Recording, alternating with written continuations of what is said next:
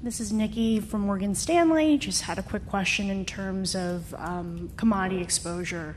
If you guys have any exposure to that in your current portfolios, if so, specifically in what commodity? Jace? We have that commodity exposure I just talked about earlier in oil and gas. We also have a commodity-linked equity portfolio.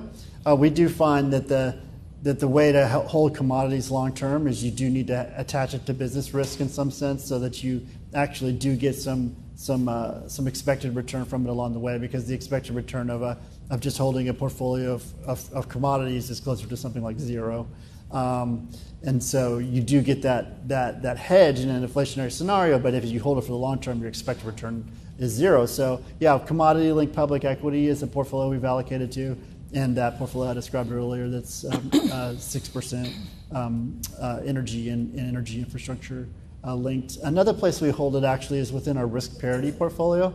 Risk parity does tend to have a large allocation to commodities to protect in that rising inflation type scenario.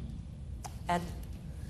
So it's something we're looking at actively right now. Over the last 20, 25 years, inflation has been so stable that if you're capital constrained, and really at the top of the house we're capital constrained in terms of how much money we can actually invest, spending capital on hedging inflation risk wasn't optimal.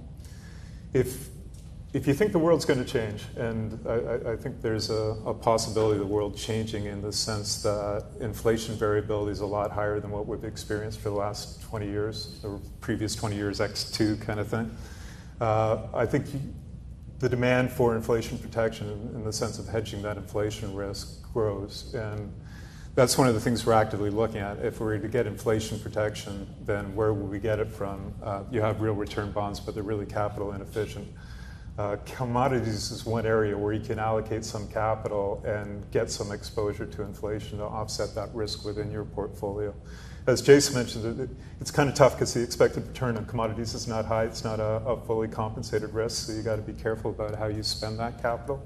But it is something we're actively looking at right now.